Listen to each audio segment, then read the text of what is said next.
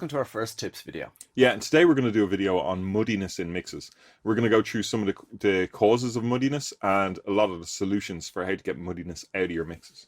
Yeah, and the reason we chose muddiness is that we ran a survey a little while ago, and thank you to everyone who filled out the form. The responses were brilliant, and the biggest thing that got mentioned in all the comments was muddiness. So we're going to go through all the parts, as Ivan said, but we are going to be doing more detailed videos on specific areas that we cover, such as EQ and compression. First thing is arrangement. This includes everything from instrument choice to song structure. Choosing where to place instruments within the registers can be a key factor in reducing muddiness.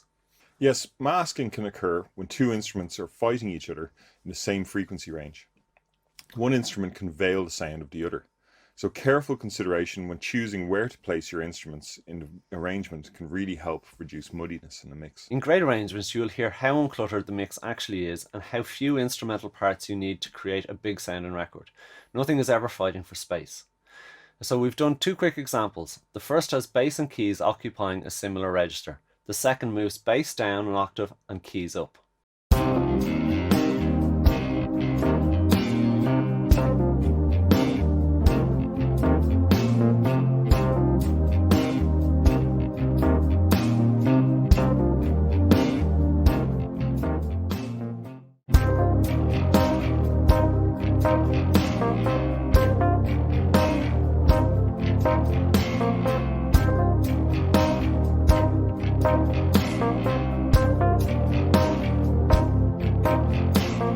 So you hear the first one as classic muddy, the second has clarity and movement.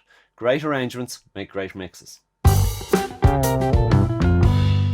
So sub-bass sounds are deep low register pitches, roughly below 60 Hz. Very few instruments actually occupy this range, as you will see from the frequency chart.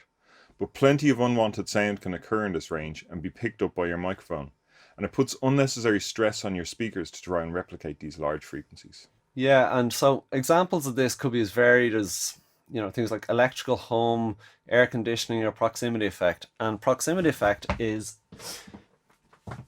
occurs in microphones with a cardioid or figure of 8 pickup pattern. And they experience basically an increase in bass lift as they're moved closer to a sound source. Now this can be used to your advantage, but can also result in a lot of low-end frequencies in your mix that you weren't expecting. And if you don't have great monitoring, you may not even be able to hear them. Also, even a singer's foot tap can send high levels of unwanted bass into your mic. Over to Ivan for a quick solution. Okay, so here we're going to look at a visual of what's happening in the low frequencies when his foot is tapping, and you can see huge amounts of low frequencies. And you could use the high-pass filter in the desk, or a lot of microphones will actually, condenser microphones will actually have a switch on them to just filter out the low frequencies. Here we're going to use this plug-in, and I'm going to just add a low cut, and then we can just use that to filter out the low frequencies. And you can see the result afterwards, far less low frequencies. Around 200 to 500 Hz is the real problem area for muddiness in a mix. It's a frequency range that has detail and energy and that almost every instrument occupies. If your arrangement is right, you'll be helping focus parts as they are played in this area. But if there's masking, you'll have to refocus parts with EQ. Yeah, almost all the tracks in your mix will have information in this range. So it's important to choose how you'll place them all. This range has a full sound, like you were saying, and so when you EQ in solo mode, you'll tend to make everything sound full, warm, and good.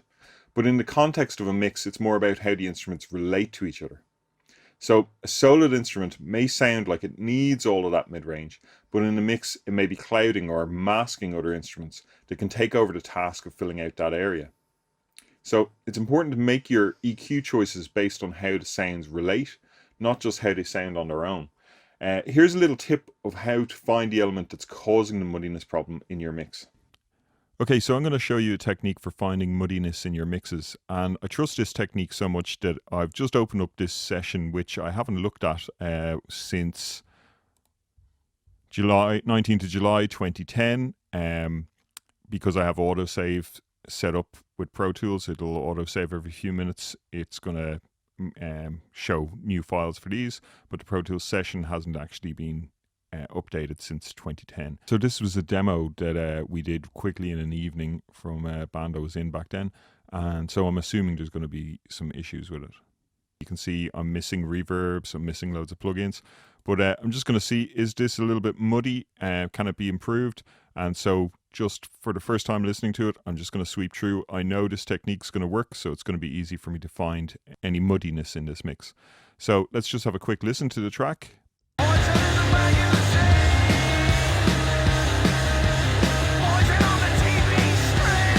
And you can hear there's a bit of a woolliness in the low end. So let's first of all find where the problem actually is. Now, muddiness can usually be around 160 to 300 hertz. It sounds a little bit lower here, but let's just find it. So what I'm going to do is I'm going to just take a little, I'm just going to take an EQ and I'm going to dip it, and then I'm going to sweep through until the track doesn't sound muddy. Then I'll know where the problem is.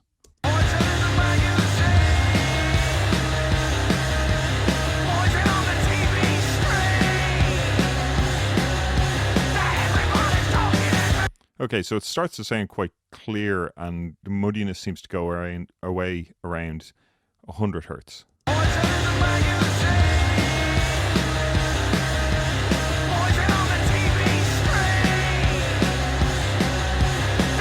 So I know the problem is around 100 hertz. It could be the bottom end of the guitars, it could be the bass, it could be the kick drum. These are the things in a rock mix like this that are going to be around that area.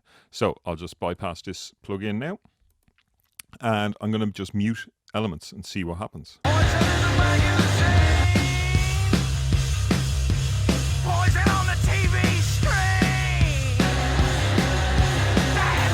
So that didn't make it go away.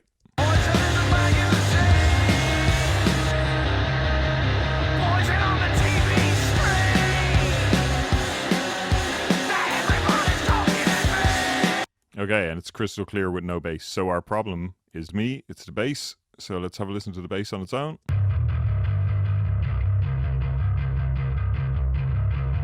Yeah, and it's pretty woolly sounding. So let's just get an EQ. We already know where the problem is. It's around 100 hertz. And even with no EQ on, you can see it, look. So I'll just counteract that with a little bit of a dip. And so what I'm trying to do is, not completely change the bass, but I want to get rid of that focus point in that range, because it's obviously blending with the bottom end of the guitar and it's blending with the kick drum, and it's all getting a bit too much. And I know if the bass is gone, the problem isn't there. So what we want is all the rest of the bass to be nice, crystal clear, and it not be focused in on this woolly kind of range. Now let's have a listen to it in the mix.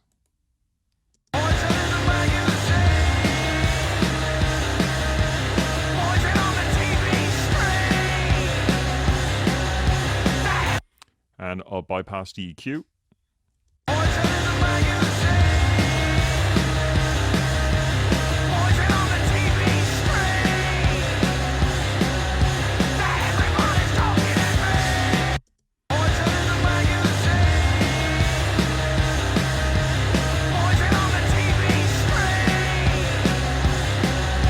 And we might even focus the bass to another frequency range. So, I could go, it's around 100 hertz. I could maybe pick an octave above that, or even an octave above that. Let's have a listen to the bass on its own and choose something that sounds nice.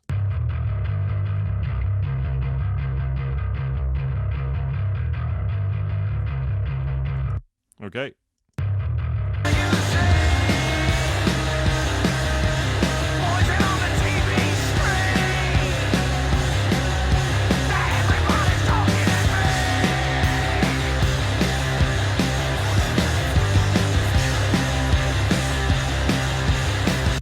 So you can see that we're getting rid of the muddiness there. And when the bass is in with the EQ off, it actually sounds like the muddiness is coming from the drums. But when we turn on the EQ, the muddiness goes away, the bass stays crystal clear. And this will work on any, I know this is a rock tune, but it'll work on any song. Just sweep through to find the area that's causing the muddiness. And then when you know that, go through and find the instrument that's clouding it the most, and then maybe focus that instrument to another frequency range so that it's not fighting whatever else is in there. Now we could possibly go in and dip some of that in the drums, but I think the low end of the kick drum sounds pretty nice. So when we've gotten rid of the problem in the bass, it seems to have gone away in the mix. Okay, I hope this is helpful. Like I said, it'll work on all styles of music and in pretty much every situation. Using too much reverb, and while it may sound great, will contribute to muddiness factor. You're elongating the notes and reducing clarity. Using different reverbs for different tasks, a short reverb to create a sense of space, and a longer reverb to use on selected instruments that create a sense of production value. Also, taking care to set your reverb time to work with the tempo of the track. And also using EQ on the reverb send to reduce the amount of low end going to the reverb will also help remove extra low frequency information floating around in your mix. You could also use short delays to create a sense of space instead of reverb, and that's going to create a lot less clutter. Overcompression on instruments can have the effect of elongating the sound. Making sure you set your release times correctly when using a lot of compression, or you may find notes hanging around longer than are intended by the performer, which can lead to muddiness.